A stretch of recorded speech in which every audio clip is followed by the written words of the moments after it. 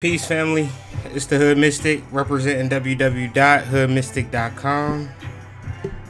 Make sure you hear me right. Everything. Hold on. Okay. What's up, man? It's the Hood Mystic representing www.hoodmystic.com. And today we got a special presentation.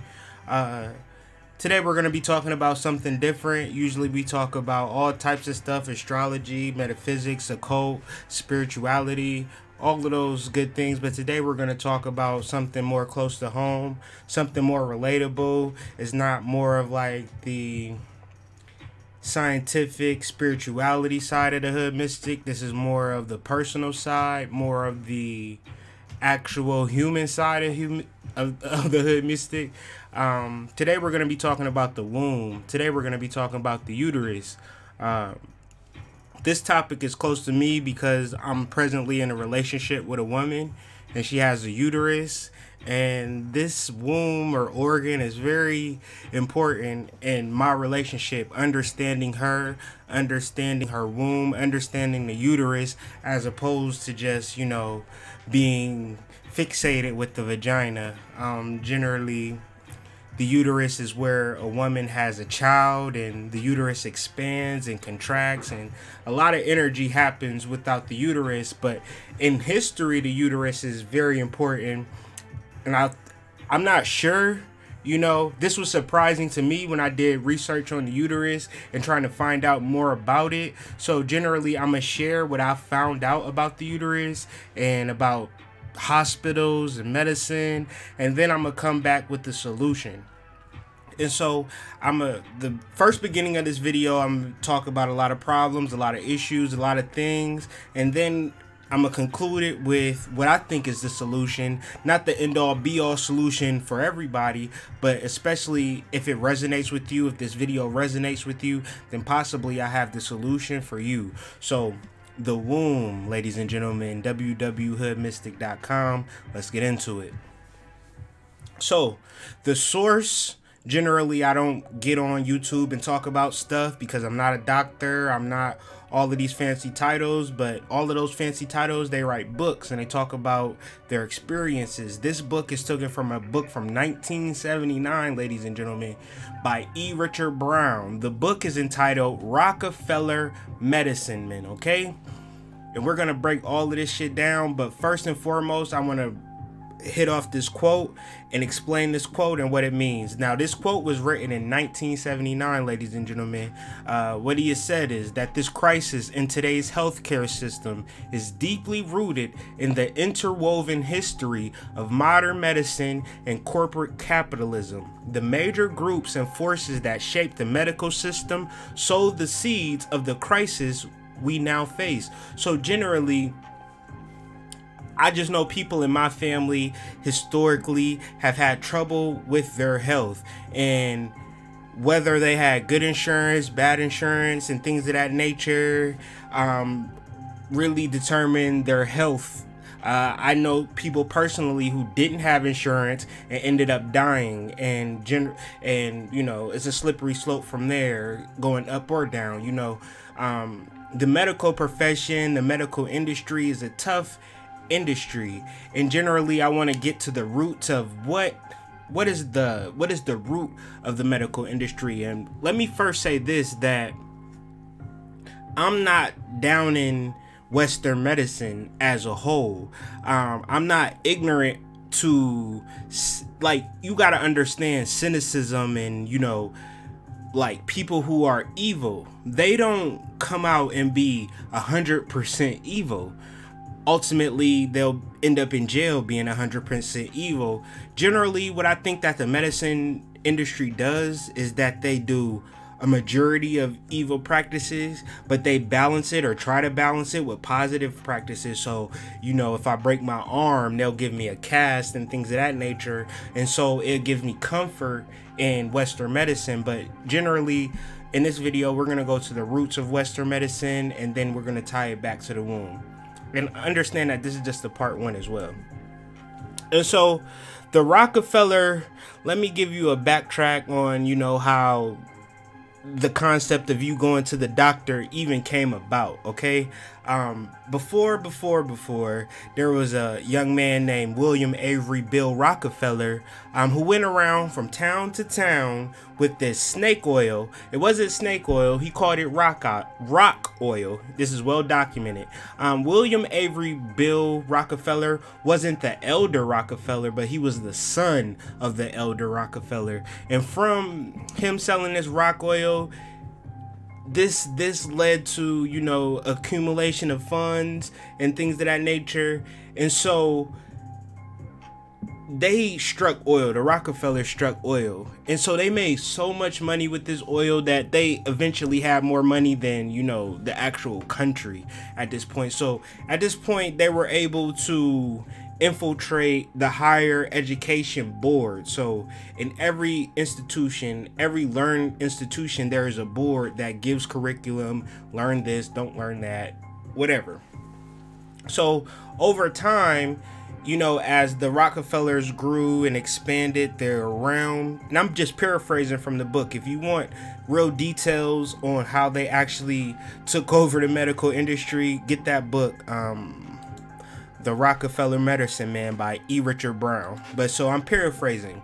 So they go around town to town selling the snake oil, get all of this money, become one of the richest families in the world, basically. And so they didn't just make money based on oil, they spread their wealth into different areas. One of the main areas was the medical industry. And if you were to look up Rockefeller University, that is just not a school that you can just get into. It's a graduate school that you have to kind of get, you know, it only accepts the elite or the top of the top.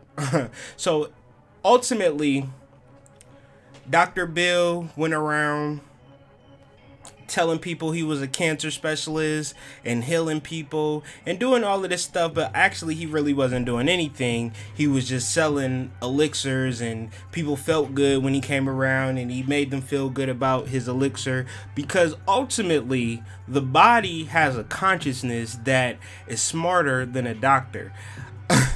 And so what a doctor ultimately is trying to do is trying to awaken your body to fight whatever thing is going on within you anyways. A doctor can't generally do anything besides cut shit out of you, but we'll get into that later.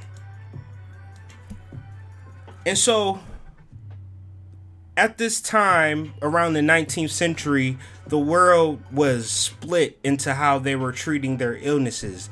There was allopathic medicine and there was homeopathic medicine, okay? So let's break down what allopathic medicine is and what homeopathic medicine is, and we'll continue to build. First, allopathic medicine or allopathy, the etymology of the word allopathy is other suffering, like a different suffering. The synonym of allopathic medicine is mainstream medicine. So your doctor's visits, your emergency room visits, you know, things of that nature is a form of allopathy, or a form of a different form of suffering. So let's just read through this. In this video, there's going to be some stuff that we'll read through and try to explain. So what I was thinking when I was doing the video, if anything in here interests you, anything that I talk about interests you, I invite you, once I post it and make it on YouTube, pause it and look up these words for yourself and get your own definition for it, because that's what I did, and it really opened it up for me. I don't know if it'll do the same for you, but for me, it really made sense. So allopathic medicine is an expression commonly used to refer to modern scientific systems of medicine, such as the use of pharmacologically active agents or physical interventions to treat or suppress symptoms or pathopsychologic processes of diseases or conditions by proponents of alternate medicine. In such circles, the expression allopathic medicine is still used to refer to the broad category of medical practice that is sometimes called Western medicine. So overall, the practice of medicine as we know it in this country is allopathic. And so when you look up So for a lot of us, a lot of people of my descent view this as the only type of medicine available to you. And so when I'm finished breaking down allopathic and homeopathic, we can compare the two, and then I want you as an individual to decide which is safer, which is better for you, okay? And really understand the difference. So this is allopathic medicine. Homeopathic medicine is more of a natural form. And so I want to say that I'm not a proponent of allopathy or homeopathy. I'm just really putting it out there, the differences, and it's important for you to make up a decision for yourself. I ultimately know that I'm homeopathic. Generally, I'm 33 years old, and I've lived a life where I have had to treat myself with allopathic forms and things of that nature, and not knowing about homeopathy up until the point where I actually went blind. I couldn't see, and my job was required for me to drive, and for some reason my eyes watered so much to the point that I couldn't see. I thought it was allergies, and I took all this allergy medicine, and still my eyes just kept running and I couldn't see. But since I had experience in homeopathy, after I went to the doctors for 3 weeks, and you know, I was shut down for 3 weeks, couldn't see, eyes just constantly running, and you know, I would go to the doctor and they would say, you know, we don't know what's wrong with you. And now, albeit I didn't have top-notch insurance at that time, but I feel as though they honestly didn't know what the hell was going on with me. So ultimately, what I did was I actually used my urine and placed it over my eyes, and damn near almost instantly I could see. So that's just my experience, one of many different experiences of homeopathic medicine. Now, if you were to look up homeopathic medicine, like on Wikipedia or Google or something, they'll call it a pseudoscience, they'll call it a placebo effect, and things of that nature. But I want you to really just take a hold of the concept of placebo effect when we start to discuss the etymology and the history of the hysterectomy, because remember, the title of this video is the womb, but I have to give you a background as to what is the womb and how we've actually got to this point. So just stick with me. It's not going to be a long video because it is halftime and we're going to get back to this game, but I just really wanted to touch on this. All right, so the difference between allopathic approach and the holistic approach. Now, if you're watching this on YouTube, this is a perfect time to pause the video and really look at the differences between the two. Generally, I'm just going to touch over these, but ultimately, you have to really understand the difference between going to a doctor and healing yourself. Now, I'm not a doctor. I'm just a regular person.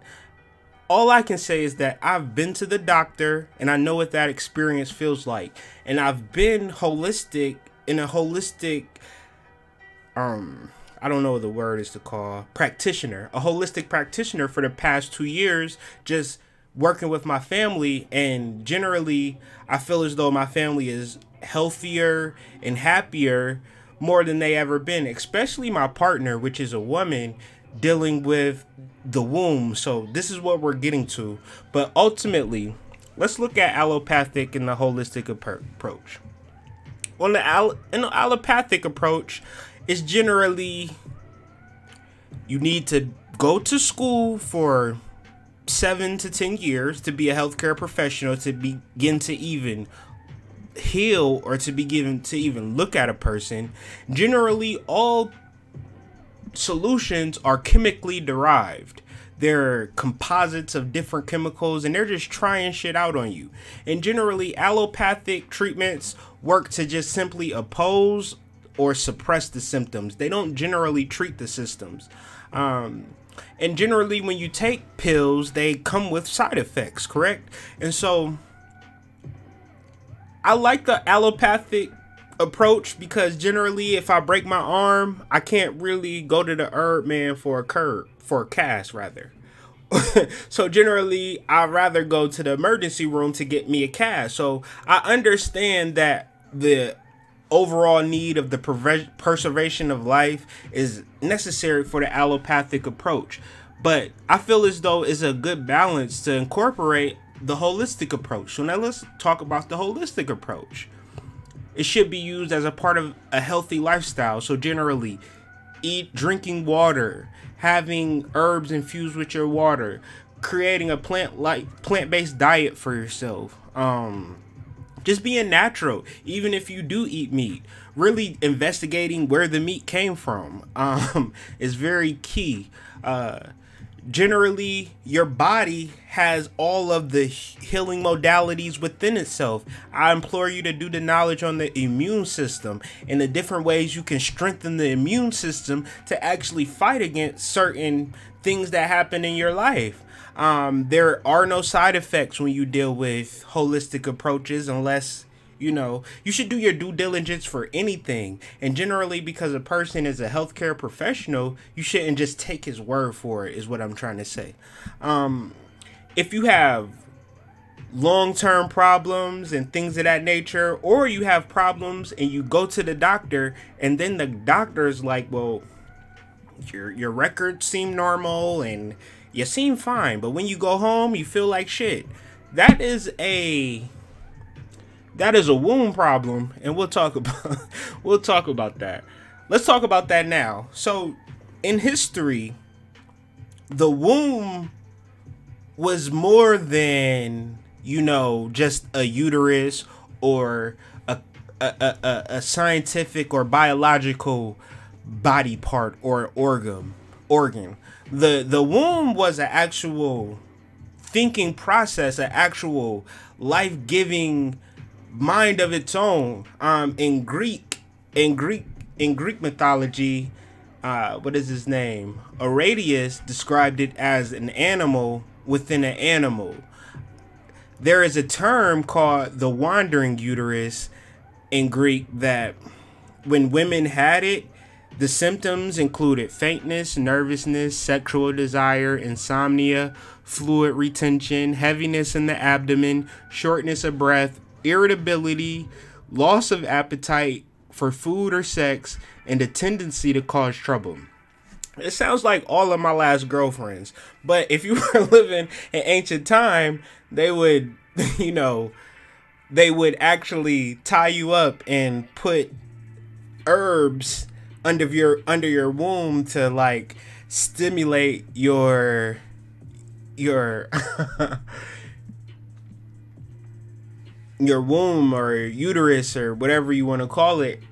And so this is what happened in ancient times. Fast forward to today, when this happens, this animal within an animal, they don't deal with it now. They don't give you the herbs and things of that nature now. They just take that shit out. So generally, if you have fibroids or cancer and things of that nature, then you may feel like that your only solution is to get a hysterectomy, to get your uterus taken out. But honestly, I think there are other solutions. And generally, I don't know the ages of the people who listen to this video, but I figure that is more younger. I think I target more younger women. So ultimately now, women, you have to be thinking about fibroids, cysts, and uterus problems now. Because generally, when you talk to older women, as I'm talking to my partner, and she tells me, you know, every older woman that she knows has had a hysterectomy. So I feel is that, you know, if hysterectomies are happening at such a mass scale, then I feel that it's important that we understand what the uterus is and how important it is spiritually. We can't just imagine that these doctors, right, is just okay with just cutting that uterus out of our body. I had the look up the etymology for pharmacy, right? I had the image, but I didn't put it on this video. But I remember, if you look up the etymology for pharmacy, it really breaks down to witchcraft and poisoning. So all like, you go to the pharmacy to get poison. And so that's probably for another video. This is just a part 1. But let's talk about hysterectomies for a second. They're more common than you think. So ultimately, if they're not cutting a baby out of you, then they're cutting your uterus out of you. Either one. So after a cesarean section, hysterectomy is number 2 as the most frequently performed major surgical procedure among women. It's number 1 among women without pregnancy being involved. So generally, if you're not pregnant and you're getting a surgery, 9 times out of 10, it's a hysterectomy. Why? Are there natural solutions that you can incorporate now to prevent that from happening? Or is it just normal for doctors to cut out your uterus? I'm not going to say which one is right or wrong. I'm just really presenting the information to you as it was presented to me, because I was shocked. 22 million women in the world today have had their uterus taken out, partial or whole, right? 600,000 hysterectomies are performed each year. So what is a hysterectomy? What's actually happened on an esoteric level, okay? Well, the disease that's happening not only for men, not only for women, but also for men as well, is a somatic disorder. And somatic disorders are what happens, which I've seen happen in my own eyes. Let's go back one time. Faintness, nervousness, sexual desire, insomnia, fluid retention, just bloatedness, heaviness in the abdomen, bloatedness, shortness of breath, irritability, loss of appetite for food or sex, really the faintness and the dizziness and, throwing up and like going through all types of stuff, right? Go to the doctor, they like, well, I don't know what the hell's wrong with you, right? I'm sure I'm not the only one who's been with a woman who's gone through this. So much so that some women, just like you as a man being with a woman and you see a woman struggle with their health, it bothers you, but then they reply like, well, I've been to the doctor and they can't tell me anything. What is this? What is this actually called, and what's the root to this? This is somatic symptom disorder. Not for all cases, but for a majority of cases. Somatic symptom disorder is any mental disorder which manifests as physical symptoms that suggest illness or injury, but which cannot be explained fully by a general medical condition or by the direct effect of a substance and or not attributable to another mental disorder. Why am I talking about somatic symptom disorder? Well, if you do the knowledge of uterus, the etymology of uterus, you will get the Greek word hysteria. Hysteria is a term that was classified as a real disease that women got, but over time it has morphed in from hysteria to somatic symptom disorder, okay? And so somatic symptom disorder, what is soma? Soma is a Hindu word which really breaks down to menstrual blood or moon blood, okay? The moon in the woman is connected based upon the 28-day cycle of the moon and the 28-day cycle of the reproductive system. So when Hindus looked at soma in the moon, and Egyptians looked at soma in the moon in the woman, it was synonymous. So generally, enlightened people will align their cycle to the moon, right? So let's just talk about soma in a historical context of what's actually happened. Soma was produced by churning the primal sea, representing the menstrual blood of the mother goddess. It was drunk by priests at sacrificial ceremonies and mixed with blood as a healing charm. In an ancient ceremony called Somavati, women of the Maharashtra the sacred female symbolic fig tree whenever the new moon fell on a Monday. Well, it's Tuesday and it's a new moon, so we're talking about the Soma. You understand? The mother goddess, under her name of Lakshmi, gave Soma to Indra to make him king of the gods. Egyptian pharaohs became divine by ingesting the blood of Isis, a Soma-like ambrosia called Sa. So, ultimately, back in the days, to get smart, to reach another level, we understood the uterus, we understood menstrual blood, we aligned ourselves to the cycle. Now, ultimately, if you're doing that today, then this conversation isn't for you. This conversation is for people who find themselves with the mental problems, things of this nature. Let's go back.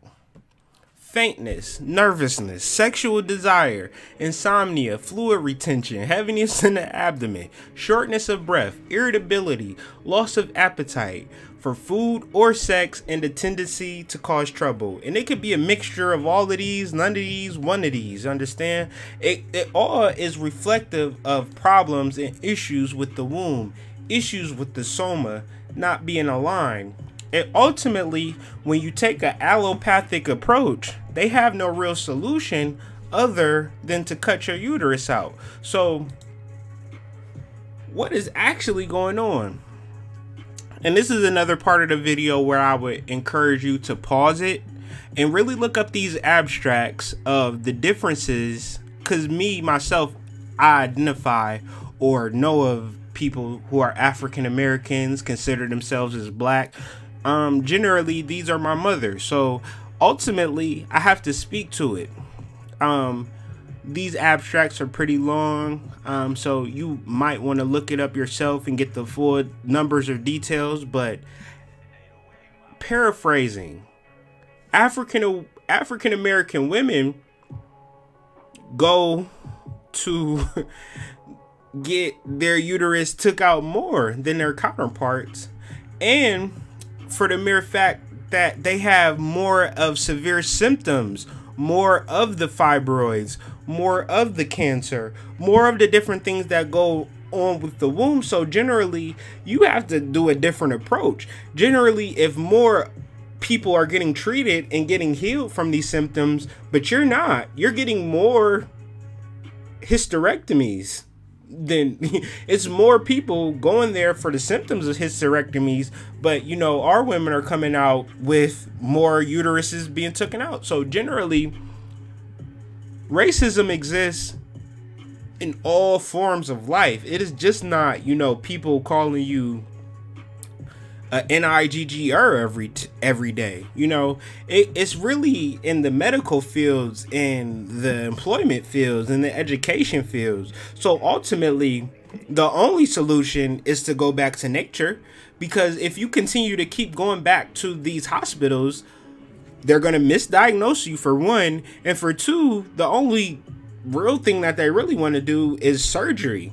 And the interesting thing about surgery is that you may consciously think that, okay, this doctor is performing a medical procedure on me, but your body is not attuned to your mind and your consciousness. Your body only sees a person cutting them with a knife. And as much as education that you can have on, you know, whatever, your body still is going to look at surgery as surgery. So ultimately, what are we going to do on the homeopathic natural side to counteract, you know, these bloodthirsty doctors? You know what I'm saying? And so, boom, this is the solution. This is an article taken from the Steaming Chick, posted by Kelly Garza, November 3rd, 2016. Check out this article. She says, science experiment shows that vaginal steaming might be melting fibroids right out of women. And so, vaginal steaming is something that I really look for in a woman personally. This is not a new thing. This is very ancient form of really womb health. And generally, this video was more of a background of womb health. The next video will be more of the womb and what it can do. But ultimately, what I want to alert people to and to tell people about is that there are natural alternatives to what you are experiencing internally. And we are not the end all be all, believe me, not by a long shot, of natural health and homeopathic medicine. But ultimately, this is something that we believe in as a family, and this is something that we do every day. We want to go to the doctor as less as possible. And so the way that we keep away from the doctors is homeopathic medicine, using herbs. And it all starts, the home starts for me with vaginal steaming. Really the womb health, the womb consciousness, and clearing out all of the built up energy that no longer serves you.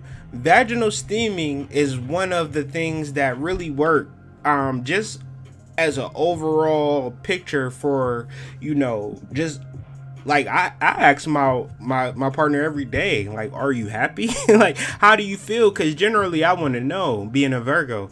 But ultimately, I understand that there was a girl that I met before vaginal steaming, and now it's the woman that I know and have the pleasure to spend my life with post vaginal steaming. So she's not the first girl that I ever met with that experienced this, but like my exes that vaginal steam and girls that I've met that vaginal steam, just ultimately their disposition, their financial situation, their happiness, their depression, their emotions, everything becomes imbalanced when you deal with the womb. Ultimately, when I deal with women and I talk to women, there are some things that I can deal with consciously that they'll accept, but ultimately there are some things that I just simply can't speak to as an astrologer, or as a reader, or as a psychic. Ultimately, the energy that has been built up in a woman's womb has to be melted away. And so we're talking about vaginal steamings. When it comes to natural alternatives to fibroid treatment, vaginal steaming is an ancient practice that has been gaining a lot of attention. A gentle therapy that involves sitting over herbal steam and letting it ascend up the vaginal canal. Could vaginal steaming actually work? Now, I don't know, because I don't have a vagina, but I do have a partner that has a vagina, and she's really good at what she does. So I implore everybody, to any women or any men that have women that's interested in learning, or, you know, it's perfect for birthday gifts. Get her a nice yoni steam and a yoni blend. You know, contact my partner, Phoenix Nova. The website will be in the description. It's goddessthrones@herbs.bigcartel.com. The phone number is the same number you can contact me, and that's our business line, 248-275-3468. Send her a text, you know, call her, you know, tell her you're interested, tell her, you know, what's going on with you. Ultimately, the only way that we can do this is person to person. So, are we the only people that are doing this work? Absolutely not. But generally, if this message resonate with you, if we resonate with you, you know, give her a call. You know, this is her work. This is what she does. She's in the community every day, like dealing with people face to face and actually healing people, not acting like she's healing people, but really healing people and really focusing and dealing with the womb. These chairs are handmade, handcrafted by us. Honestly, she does most of the woodwork. If she needs help from me, she'll ask me, but 9 times out of 10, you know, she's a remarkable woman. So I just really implore women, men, and the like to really get with her and interested in her products. She handcrafts candles, 100% beeswax candles. And there is no real, we do have a product list, but ultimately, since everybody is different and everybody requires a different balance or a different swag, or you may be can't really get into that herb or whatever the case may be, this is where you need to deal with and get with her. 248-275-3468. Ask for Phoenix, and she'll get you together as far as the womb care. And she's not real big on speaking, so ultimately all the words that I said were from her mouth. I just was translating it for her. So you know what I'm saying? That's my partner. Make sure you get with her. And check out her Big Cartel site. And if you're interested in getting one of these chairs made for you or anything of the like, or if you just want some herbs, or you're interested in the beeswax candles, because beeswax candles are different from regular candles. Like, the lighting is different, the energy is different. You understand what I'm saying? It's 100% different. And everything is made in our kitchen or in our basement. We got the saws, we got the drills, we got the crystals. Everything is in-house. You understand what I'm saying? So that may be something you're interested in. That may be something that scares you. But I'm just putting it out there. You all got, everybody knows me. I'm the Hood Mystic, representing www.hoodmystic.com. You know, I don't really take care of the womb care, but I really take care of the star care. So if you're interested in an astrology reading, a tarot reading, or want to know about my reviews, anything like that, email me, man. hoodmystic@gmail.com. Check my website out, www.hoodmystic.com. Got some good stuff on there, including this video. So, you know, this is just a part one. I just kind of wanted to set up for, you know, the different things that we're going to be discussing as far as womb care.